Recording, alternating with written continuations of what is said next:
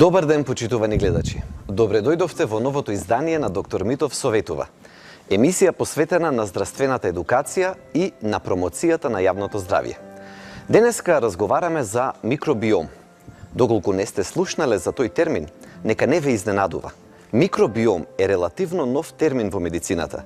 Иако порано знаевме за бактериите во нашето тело, нивната вистинска улога се чини дека ја откриваме токму во последните години. На таа тема, денеска разговараме во нашата емисија со познатиот македонски педијатар, доктор Сајковски. Најнапред, да дадеме само еден краток вовед, да спомнеме што е тоа микробиом. Името кажува, станува збор за бактериите кои што се среќаваат во нашето тело. Порано мислевме дека се не толку многу на број, сега се испостави дека се неколку трилиони повеќе од што се на број човековите клетки. Така што тие се во мнозинство во нашето тело, почнувајќи од кожата до внатрешноста на слузниците, ги има практично насекаде.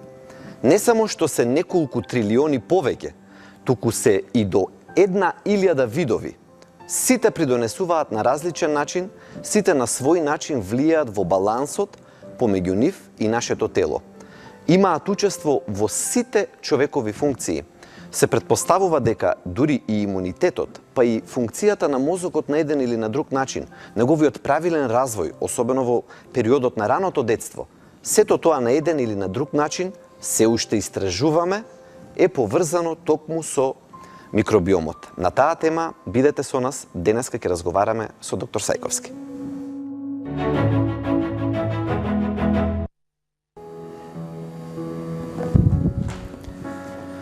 Доктор Сајковски, ви посакувам добре дојде.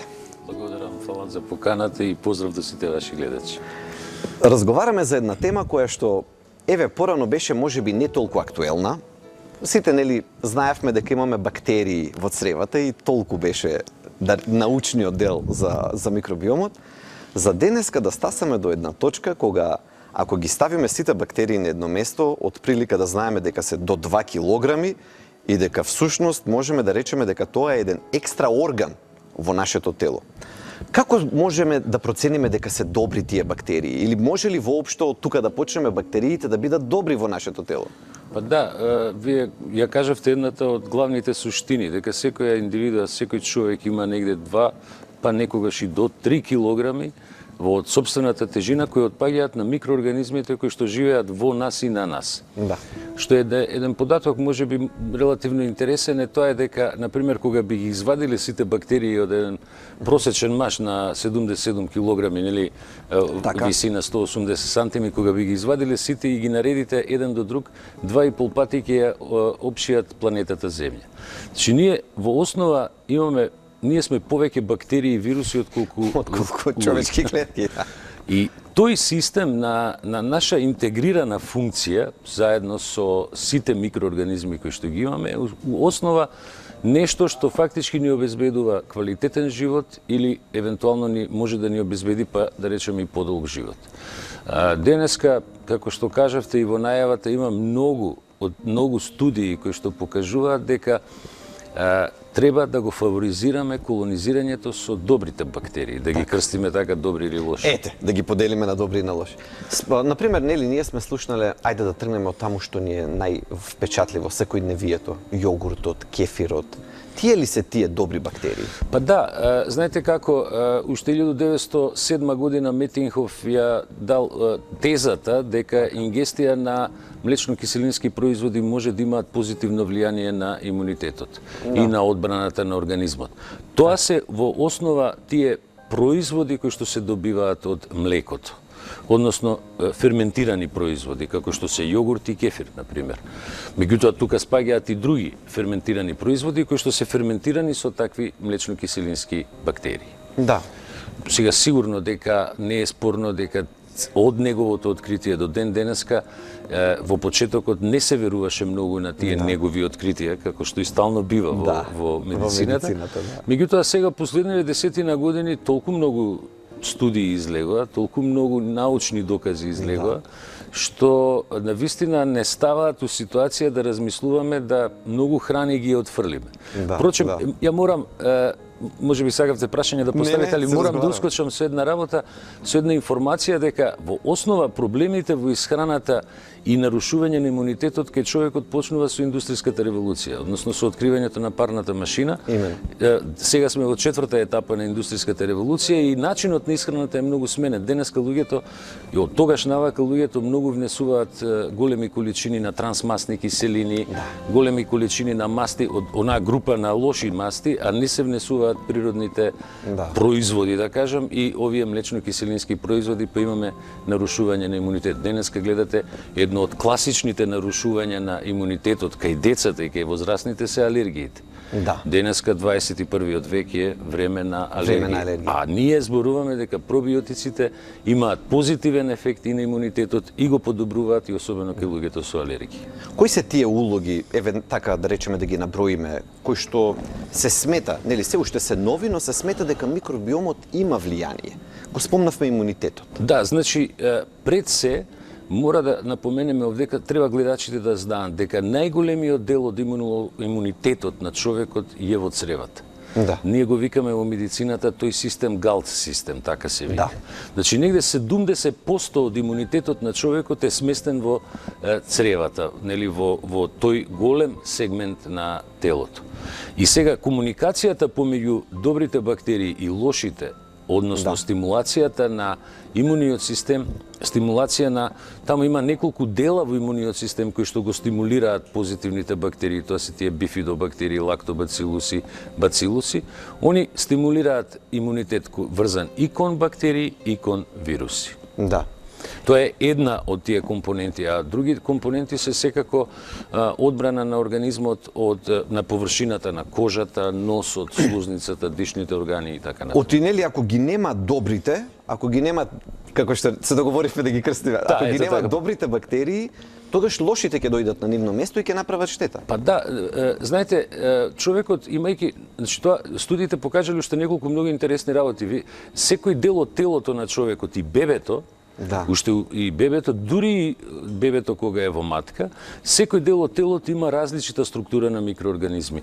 Например, на челото не се исти микроорганизмите како на шаката или како во дел од цревото. Цел тој сплет има функции, одредени функции кои што се битни во функционирањето на сите органи.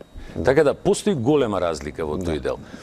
А кога например, ако вие дури и челото го избришете со дезинфициенс, дел од бактериите ќе изумрат, меѓутоа повторно за 7-8 сата се враќаат тие бактерии кои што треба да бидат. Кои што таму има местото. Можеме сега да отидеме и на следниот слайд и баш да разговараме за тоа што го начнавте, а тоа се потенцијално негативните влијанија. Отинели спомнавме дека има некои работи кои што влијаат негативно на микробиомот. Можеме ли да ги спомнеме нив? Да, значи неколку клучни моменти кои што влијаат негативно на микробиомот е ова што го споменавме пред се, начинот на исхраната. Така. Каде што, да речеме, самата исхрана ја нарушува микрофлората и микробиомот. Ексесивното користење на лекови, особено на антибиотици, значи големата употреба на антибиотици, начинот на животот исто така, се компоненти кои што многу влијаат и еден од факторите за кои што многу се зборува денеска е царскиот рез. Значи, бебињата родени со царски рез имаат полош микробиом од децата кои што се родени спонтано. Тука ја отворивме сега цела една нова подтема, царскиот рез, и мислам дека тука многу можеме да разговараме. Прво да им објасниме на гледачите, би било добро, чинам, зошто има толкава разлика помеѓу нормалното породување и царскиот рез по однос на микробиомот. Да, знаете, да го разберат. Знаете како, фактички, кога мајката ќе остане бремена, Кога мајката ќе остане бремена, кај неизе уште кај плодот се појавува одредена структура на микроорганизми. И таа е различна уште кај бебето интраутерино што викаме. Така. Меѓутоа, нормално природата не знае дека раѓањето не познава друго раѓање освен спонтано раѓање. Имено. И кај мајката незините родилни канали почнуваат да се спремаат за породување и бујаат тие позитивни бактерии. Ова ли е тој приказ, ако може да ве... тоа е приказ на различната структура на микроорганизми и кај фетусот и кај мајката на различити делови на телото.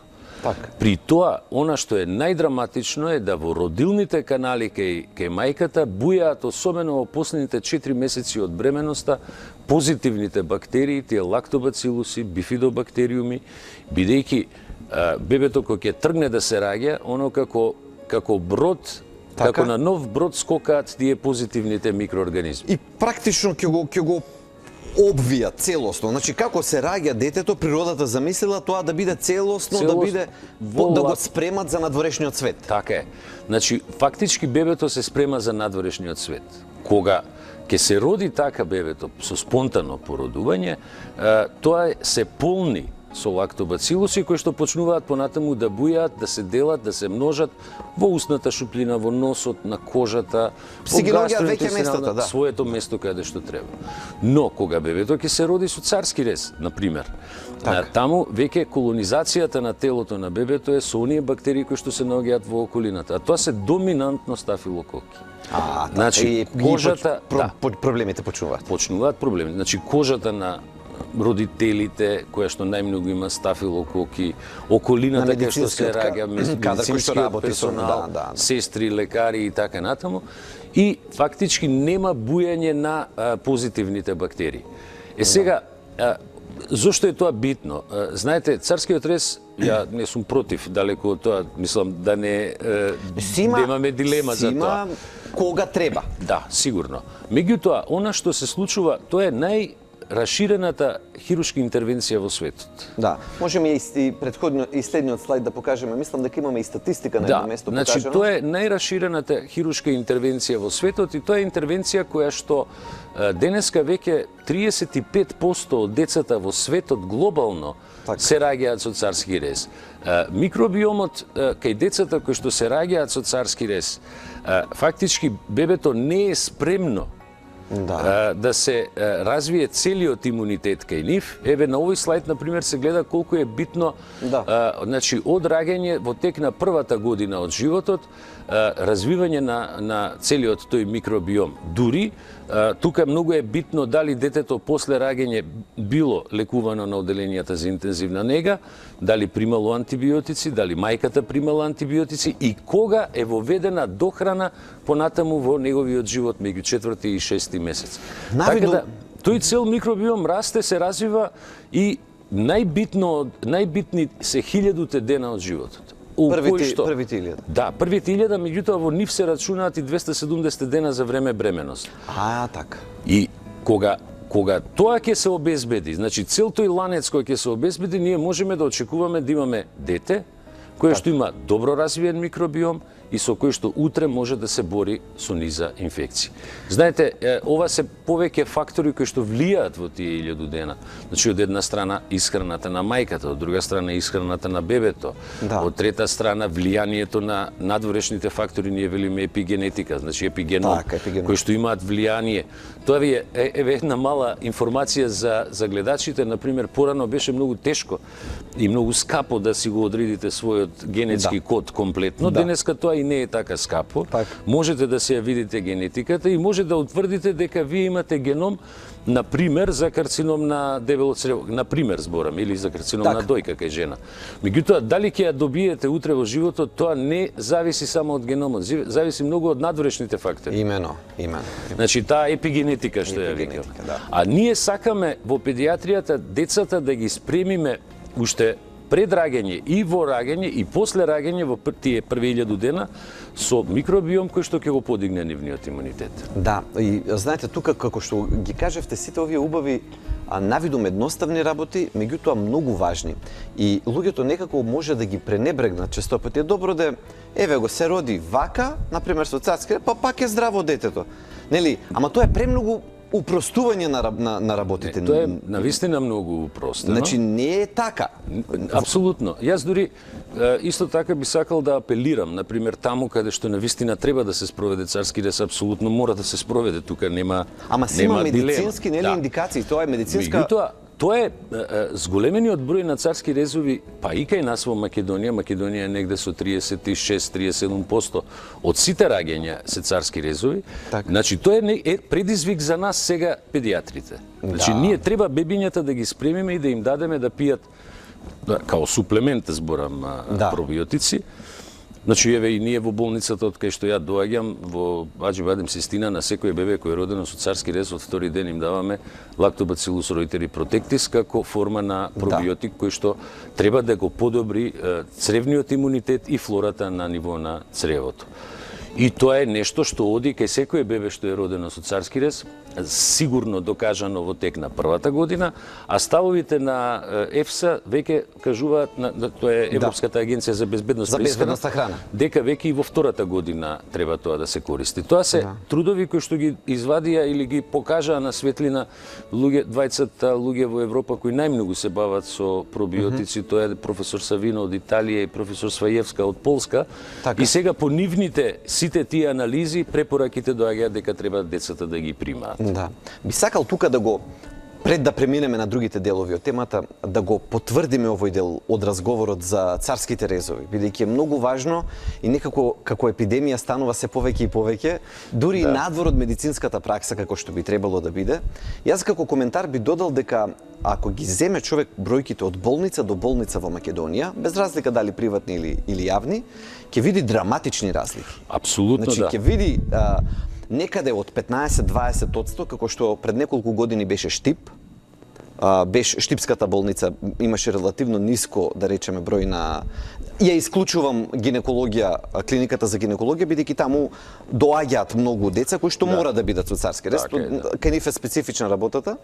Меѓутоа, имате таму да биде 20% како што е Штип и имате други болници, без да ги именувам, кои што достигаат и до 80%. Знаете, медицински не може тоа да е оправдан. Значи нема начин. Официјалните податоци кои што доаѓаат од Министерството за здравство и секоја година излагаат нели нормално, покажуваат еден интересен тренд. Македонија е држава во која драматично опаѓа бројот на живородени деца, односно на деца што се раѓаат. Тоа знае сите. Да. Значи паднати сме под 22.000. Иако да речеме после Втората световна војна имаше 66 до 68.000 раѓања, например во Македонија. Значи бројот на деца што се родени опаѓа страшно. Но јас имав едно предавање за квалитетот на неонаталната служба, во странство беше тоа во Македонија, и официјалните податоци на нашето Министерство за здравство покажуваат еден интересен тренд. Јас тоа можам и да го споделам со вашите гледачи, тренд во кој што драматично опаѓа бројот на деца родени со царски рез во приватните породилишта, 4 колку што ги има во Македонија, а драматично расте бројот на деца родени со царски рез во државните родилишта. Да. И дека многу брзо во наредните неколку години тие ќе се спојат. Ќе се изедначат. Да. Мислам, тоа се податоци кои што нормално министерството треба да ги искористи во однос на кампањи кои што треба да се прават понатаму. Меѓутоа, да не навлагам во делот каде што се гинеколозите, нели, акушерите, они си знаат најдобро кога и како треба да се направи, ако треба, кој тип на породување, како тоа не е спорно апсолутно, но оваа ситуација е предизвик за нас да ускочиме порано и побрзо со суплементација со пробиотици. Сега едниот дел од прашањето за микробиобот кај децата го затворивме. Царскиот рез. Да преминеме на другиот извонредно значаен дел. Тоа е доењето. Како влијае доењето врз развојот на добрите бактерии? Морам да ви кажам, тоа е една тема која мене неколку емисии. Знаете како, мене таа тема толку многу ме гаѓа затоа што ние како педиатри сегде нон-стоп збориме дека треба да се промовира доењето од многу причини, затоа што не постои поприродна храна од мајчиното млеко. Значи, се друго што ќе ставите во игра да му дадете на детето е нешто што е приправено. Впрочем, вештачките млека се правени или од кравио или од козјо млеко. Да. Ние сме тип специфични, сорта специфични млека, значи мајчиното млеко го содржи целиот имунитет на мајката, пред се. Содржи непобитно најдобра форма на пребиотски структури, мали јагнени хидрати, кои дури сега почнуваат големите фабрики, пробуваат да ги добијат хемиски. Па да ги додадат. Па да ги додадат на вештачките млека, меѓутоа во основа нема болја храна од мајчиното млеко. За многу аспекти. Таа е најдобро толерирана. Впрочем, чисто ради една вака мала илустрација, ние кога имаме бебе кој е на доење, им викаме на родителите, видите, вашето бебе може да кака 10 пати у денот, да може и 10 пати да не кака. Све му е дозволено. Меѓутоа, она што е многу типично, што морам да го напоменам, дека во мајчиното млеко има пробиотски култури. Да. Повторно, овој лактобацилус ройтери, значи природата се тој лактобацилус ройтери протекти се најден во мајчиното млеко. Затоа и наш став е, ако мајката е породена природно и бебето е на на природна исхрана, тогаш нема потреба да се суплементира бебето со пробиотици. Но ако бебето е на вештачка исхрана, ако е породено спонтано, повторно треба да се суплементира со лактобацилуси. Така да тоа е нешто што треба да направиме. Ние мораме да му обезбедиме на бебето адекватен микробиом во телото, во гастроинтестиналниот тракт, за да може да се развива имунитетот. Впрочем, тие пробиотици за кои што зборуваме, они лачат повеќе субстанции во цревото, кои што се позитивни и добри субстанции, како што се, например, лактична киселина, ацетична киселина, кои што ги уништуваат патогените бактерии. Или реутерин, например, кој што ги уништува исто така патогените и обезбедува раст на добрите бактерии. Значи, фактички млекото прави еден баланс, уништува што не треба да се развива, стимулира тоа што треба да се развива. Тоа што у суштина треба да се развие. Така да млекото, мајчиното млеко ние, не знам, злато вреди, како да кажа, у основа. Да.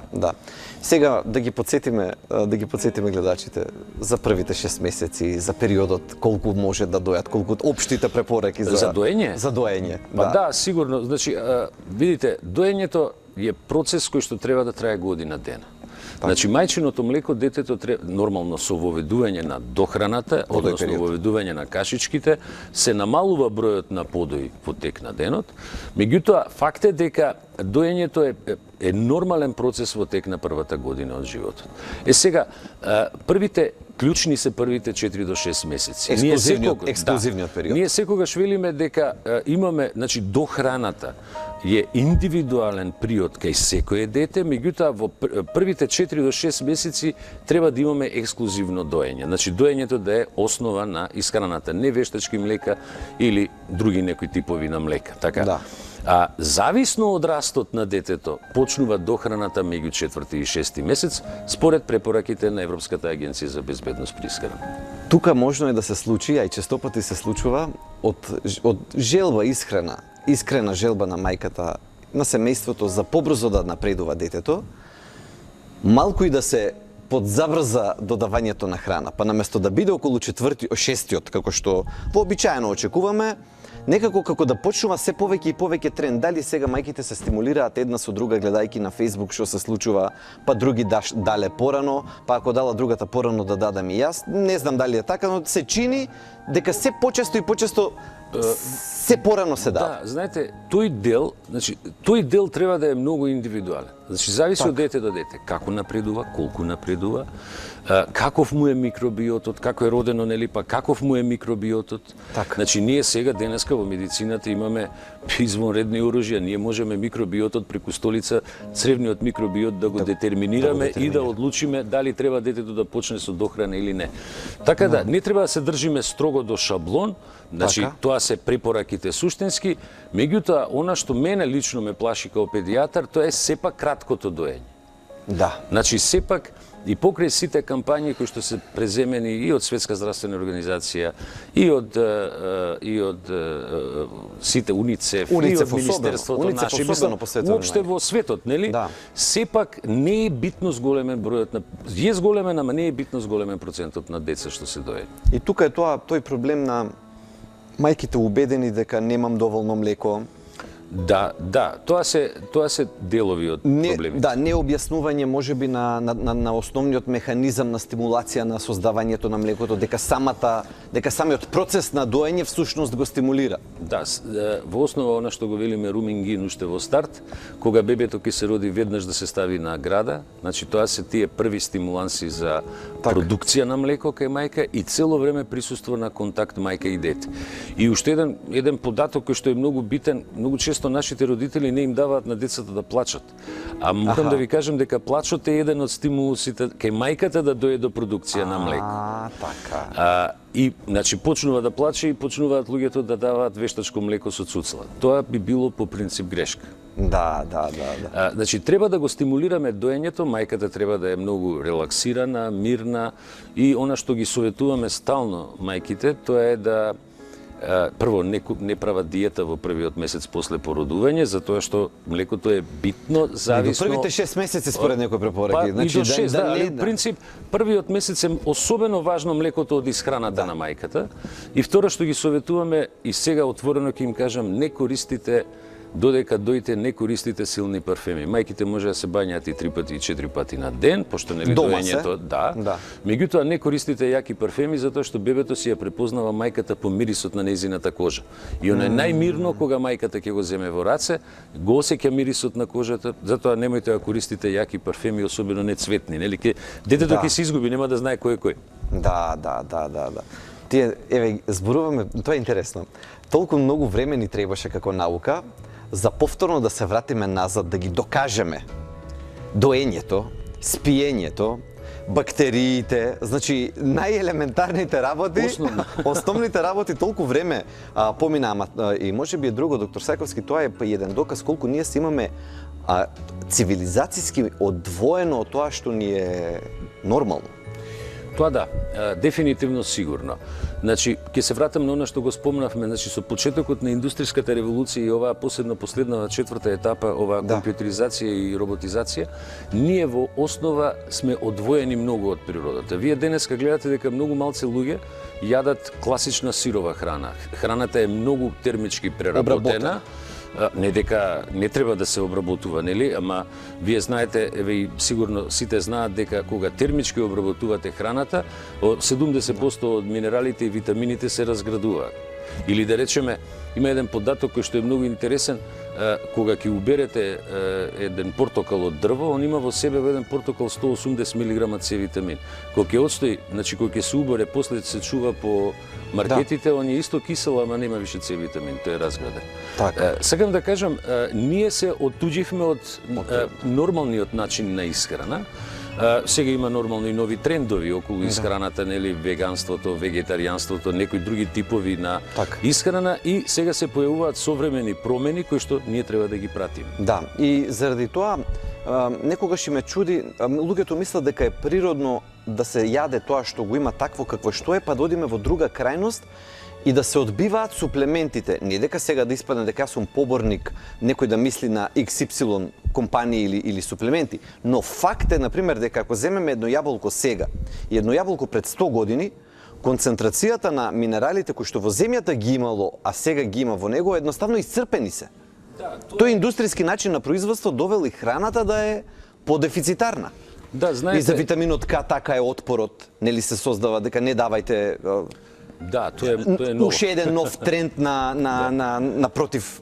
Да, тоа е ново. Знаете како, морам да го споменам и К витаминота и ова другото што го споменавте. Вистина е дека индустриализацијата доведе до тоа да фактички производството на вештачките млека во минатиот век доведе до тоа да мајките почнат помалце да дојат. Меѓутоа, од друга страна, внесувањето на суплементи, прашањето дали треба да се внесат суплементи е многу тривијално. Морам да ви кажам. Затоа што она што ние денеска го внесуваме као храна е во основа со многу ниско ниво на витамини и минерали. Именно. Значи, вие одите на пазар, купувате производи кои што се богато третирани со пестициди, органофосфати, хербициди, со разни хемикалии, на кои што им се уништуваат оние нутритивните карактеристики. Кога тие се веќе уништени, телото останува без доволен внес на витамини. Впрочем, еден од типичните примери ви е Македонија и Д витаминот. ние Ете сме така, земја во која што ако правите анализа кај децата, па и кај возрастните, ќе видите дека нивото на Д витамин е многу ниско. На дневна основа А Д витаминот е или го добиваме од сонце, или го добиваме од храна која што е богата со Д витамин, тоа се повеќе сега риби кои што имаат морските риби. Но во споредба со сонцето е... Да, тоа е многу малку.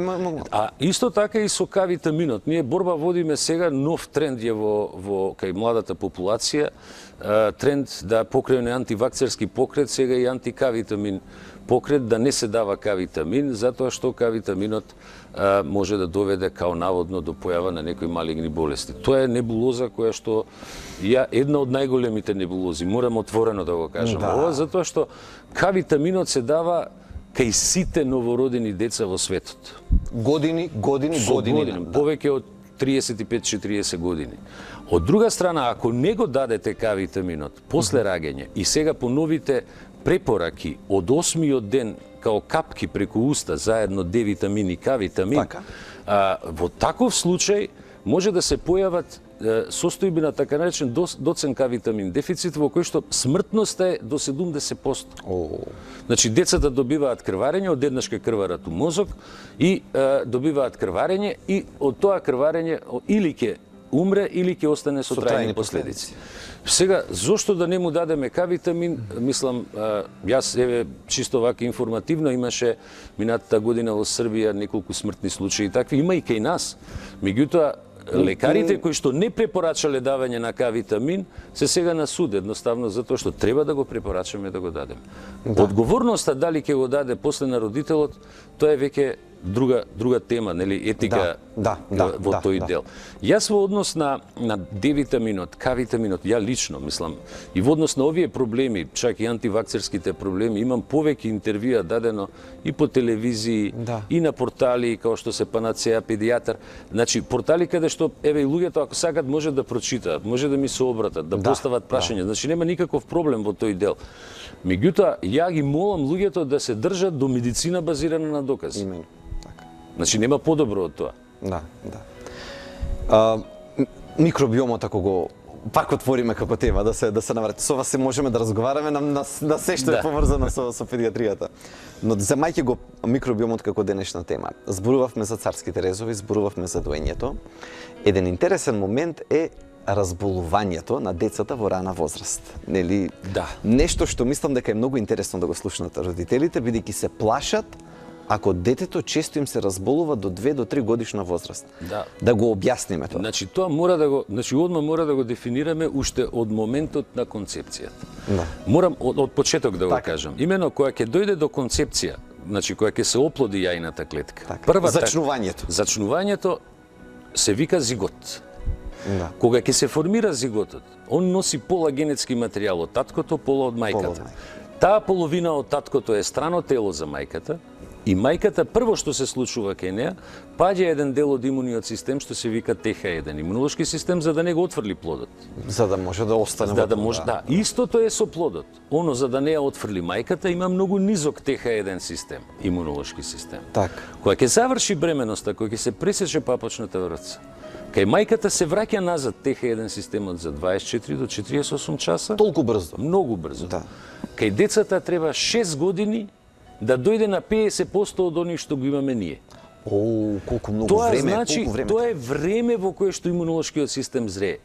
Тука е зреењето благодарение подпомогнато од пробиотиците кои што децата треба да ги примаат во исхраната, кои што пак го стимулираат создавањето, тој ТХ1 систем го стимулираат. И вие денеска имате, например, трудови кои што покажуваат дека деца кои што одат во градинка имаат за 60 до 70% помалку инфекции отколку деца кои не примаат пробиотици во градинка. Само да напоменам ова, видите, зашто е тоа интересно. Човекот живее во заедници само 20.000 години. Ние градинките ги имаме негде 200 години, мислам, не кај нас, али во светот. Едноставно организмот на бебето на детето се уште не може да се прилагоди имунолошки, за да се бори од инфекциите, меѓутоа, ако погледнете денеска во Финска, во Шведска, во Норвешка, во скандинавските земји, децата ги пуштаат да играат вокал. Зашто? За да се зголеми активноста на ТХ1, значи да имаат малце почесто инфекции, за да се стимулира ТХ1, а да се намали тој ТХ2 кој што може да доведе до појава на алергии и дури автоимуни болести. Така да не се плашат Да родителите. не се, тоа е, нели, ако можеме и квантитативно, бројчено да им кажеме до колку пати за едно дете во првата годишна возраст, во втора, до трета, колку пати во годината да прифатат дека детето се разболело, нели, течело, носе. Која е таа фреквенција која што може да ја сметаат дека е во ред, дека не е проблем, нека се разболува, значи Апсолутно, негде 6 до 8 пати годишно децата може да развијат разни типови на настинка, лесна вироза, нели понекогаш и некоја лесна бактериска особено инфекција. во периодот, да речеме, еве овој сега, па и тој што помина. И декември, јануари, февруари кога е грипот. Па макар и еднаш месечно малте не може да дојде да не се паничат, особено по младите родители. Знаете, ние најголемата борба во тој дел ние да им објасниме на родителите, значи они прво реагираат кога ќе насправи некаква инфекција, настинка, и кога ќе се качи температурата. Првата борба е со родителите да им објасниме дека температурата е нормален одбранен механизам. Да, и корисен во И дека е моментот. корисен и дека детето до 38,5 не смеат да дадат лек за смињење на температурата, затоа што во моментот кога ќе почне да се качува температурата, тој е тригер фактор за имунолошкиот систем да ослободи повеќе од 3 милиарди леукоцити кои што идат на местото на инфекцијата. И да го решат проблемот. Ако вие му дадете на вашето дете под таа температура да пие лек за смињење на температура, тие нема да се ослободат. И онда се јавува што викаат американците lazy immune system, нели детето прави мрзлив инфекција, имун систем, така, и не не се брани. А нашата поента е да го оставиме да се брани. И втората битна компонента е да не форсираме непотребно антибиотици. Значи, ако се работи за инфекција која е класично вирусна, давањето на антибиотици навистина нема логика. И плюс Ршум ќе ни направи на овој микробиом апсолутно. за кој што толку грижливо се грижиме да го Цело создадеме. време се бориме да го имаме и одеднаш можеме со еден Со една поширок спектар доза? да направиме, значи што би рекле русва и во гастроинтестиналниот систем. Зошто ова го зборуваме нонстоп? Видите, антибиотиците доаѓаат, терминот антибиотици доаѓа од грчкиот збор антибиос, против живот. Така. А пробиотиците доаѓа од старогрчките зборови пробиос, за живот. Да. Значи тоа е основната разлика во тие две компоненти. За жал кај нас сега, не се тоа само родителите, тука сме и ние како лекари, до некаде виновни во цел свет, нели? Колективно, некако прелесно се пишуваат антибиотиците дури и во фаза на вирусни инфекции. Кога го спомнуваме ова со антибиотиците, ова сакам да го поврзам со прашањето пред малку за суплементите. Така? Значи, ние треба да им даваме на децата одредени суплементи кои што ќе го подигнат имунобиолошкиот систем. Впрочем, ако ги земете податоците од Соединените американски држави, главни причини за смрт во САД не се ниту ХИВ-сидата, не е ниту собраќајните несреќи, не се ниту убиствата. Главните причини се превентибилни болести, кардиоваскуларни, пнеумонии кај постари лица, понатаму други болести кои што се врзани, малегни болести, значи состојби кои што можат на некој начин да се превенираат. Да. И тоа е тоа за кое што го спомнавме убаво и многу убаво го објаснивте, за таа презаштитеност на децата која што уште нели ја нарекуваат синдром на стаклено ѕвоно, кога детето ќе го стават под стаклено ѕвоно и не може да се изложи на бактериите кои што му треба да го дразнат имуниот систем, да нема толку алергии, да нема автоимуни болести, да нема многу посериозни болести. Значи ја топло им советувам на луѓето, пуштите ги децата нека играат на земја. Да. Значи, они треба да се испрљаат. Да. Треба да се запознаат со микроорганизмите. Тие деца ќе бидат поздрави. Или, например, изнесите ги надвор, прошетете ги. Знаете, забрана за изнесување надвор дувне ветре, малку и крај. Ако е температурата под минус 23. До минус 23 треба да излага секој ден надвор. Под минус, да, тоа се двете многу убави работи кои што ги кажавте, кои што чинам, и тоа како нашите луѓе треба да ги слушнат, за температурата, за излегувањето, за ставање капи на 25 степени на деца. Не, тоа капи. Ја имам еден покоен учител кој што имаше обичај кога ќе му дојдеа во амбуланта бебиња донесени, капите и чорапите им ги зимаше, он и ги ставаше и правеше колекција. Да. Им ги одземаше. Едноставно нив не им требаат капи и чорапи. Децата не се родени со капи и чорапи. Да, тоа и сум ве слушал и ми остави впечаток и на друго место кога го кажавте. Баш тоа впечатливо за тоа дека ако вие сте облечени на еден начин, тоа не значи дека детето треба да биде два пати повеќе наоблечено од вас. Апсолутно, знаете, и тоа е исто една тема која што е многу битна. Децата трошат негде 6 пати повеќе енергија од нас возрастните. Значи, они внесуваат, ако као бројка, ако сакаат да им кажам на гледачите, 120 калории по 1 килограм телесна тежина. Замислите, маж кој што има 80 килограми, треба денеска да внесе 9600 калории. Значи, ако внесува секој ден 9600 калории, знаете за месец дена што ќе се деси со него. Толку е од него. Меѓутоа, децата и ги трошат. И ги трошат. Кога ги Тоа трошат, ствара енергија. ослободуваат топлина. Така да, бебињата треба да се поразголени. Колку се облечени родителите, помалце од нив. Да. Наедноставно. Наедноставно, да. И за ова морам да го подвлечем што го кажавте за телесната температура, да не се реагира при 38,5. Да, греот е, стварно. Ова се знаете за луѓе што ги знаат овие информации, ќе кажат ама добро сега да не се повторуваме. Мораме да се повторуваме. Апсолутно. Основата на јавното здравје е да се повторуваме.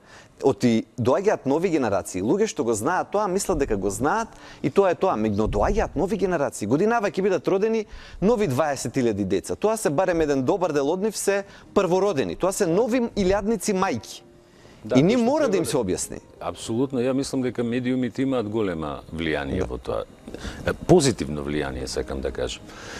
Го гледам слайдов, сакав да кажам дека сакав само да се дополнам колку може да има позитивно или да речеме негативно влијание. Да. Дали треба да се користат суплементи? Преска го споменавте, меѓу кои пробиотските суплементи. Ја ги молам семејствата пред да се одлучат да користат суплементи, да добро се консултираат со својот педијатар. Да. Затоа што вие имате еден спектар На пазарот има се. Имате се и се што. Да. Значи добро консултирајте се со својот педијатар, они знаат најдобро, мислам ние знаеме најдобро, така да кажам, нели? Кој зашто е учел сега? Не, али кој пробиотик му треба на детето? Така. Од имате пробиотици кои се добри кај деца кои што имаат пролив, има пробиотици кои што имаат инфекции на уста, имате за имунитет. Значи многу е битно да се направи консултација во тој дел. Во таа гледна точка да спомнеме на пример уште еден момент за изложеноста на бебињата и на децата општо со милениците. Тука уште ова да речеме па да го привршиме разговорот за микробиомот. Кога сме кај милениците, оваа слика ја гледам со кучињата, значи знаете кај пробиотиците само уште ова да го кажам, вие можете дома да чувате дога, а можете да чувате и пинч. И едното е куче и другото е куче, ама немаат иста функција, не се хранат исто, не се исти, нели? Или кажете и на вашата керка дека iPhone 3 е бољи од iPhone X. Не е така. Нема да паметам. Меѓутоа, кај миленичињата е едно многу интересно прашање, значи чувањето на одредени сорти на кучиња е многу позитивно за психолошкиот и менталниот развој на децата. Дури денеска имаме одредени сорти на кучиња кои што во медицината ги користиме за помош и лекување кај деца со церебрална парализа и со аутизам. И улогата на миленикот дома може да е многу голема. Меѓутоа мора да се напомене дека треба хигиена. Така. Значи сепак кучињата треба да се држат хигиенски, со добри навики, затоа што видите, не можат они туку така да пренесат некој голем број на болести на децата, меѓутоа сепак со оглед на фактот дека идат надвор внатре, сепак треба да има добра хигиена. Така. Доктор Сајковски, со вас можеме многу да разговараме. Ви благодарам многу што одвоивте време, што дојдовте. Мислам дека темата за микробиомот е многу значајна, за имунитетот на дечињата одговоривме многу важни работи. Во следна прилика пак ве канам и ќе разговараме повторно. Ви благодарам. Ви благодарам и вам. Ние продолжуваме понатаму.